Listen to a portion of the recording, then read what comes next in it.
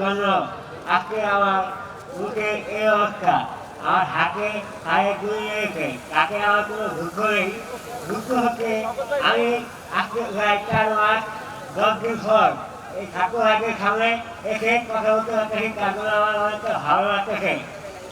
আর সেই সঙ্গে আমি জানাচ্ছি সেটা ছিল শুধু যে আমার এই অবস্থা বলছে তাই নয়, আমার এই চোখের সামনে এক ভাই এদিক দিয়ে গুলি লেগে এদিক দিয়ে হয়ে যায় এবং কি রক্তে সে জায়গাটা ভেসে যায়। তাকে নিয়ে অনেক দৌড়াদৌড়ি করেছিলাম, আমিও কিন্তু সেটাকে তাই যেতে পারি নাই।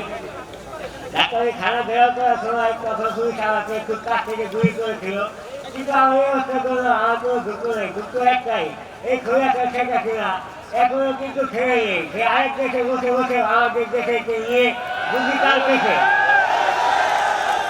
আমরা তাই ঠেকা ঠেকাকে বলতে চাই, উদ্দেশ্য করে বলতে চাই সে যেন আরেক দেশে রয়েছে দুর্নীতি না করে, সে যেন আমার ভাগ্যের কাছে দুর্নীতি করে। আমরা তার সাথে যুদ্ধ করার জন্য শত্রুর কাছে এমনকি শত্রু থাকবো। আর আমার যেসব ভাইরাও তৈরি করে দিয়েছেন এমনকি সেই চোরাটা ঠেকা ছিল অনেক ভাইদের রাগ দূর করে হয়েছে, তাদের কোনো খবর নেই।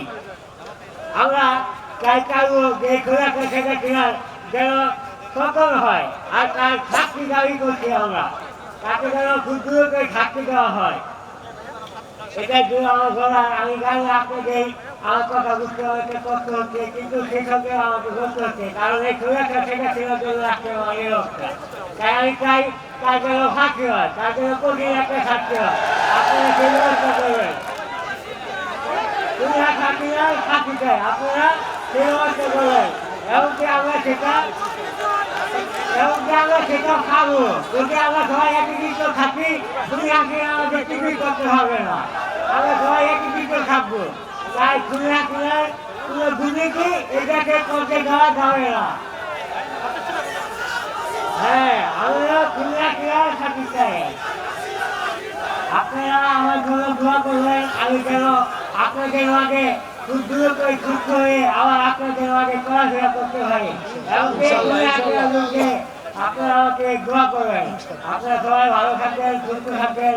সবাইকে আসসালামু আলাইকুম, নমস্কার। আপনারা আমার জন্য দোয়া করবেন।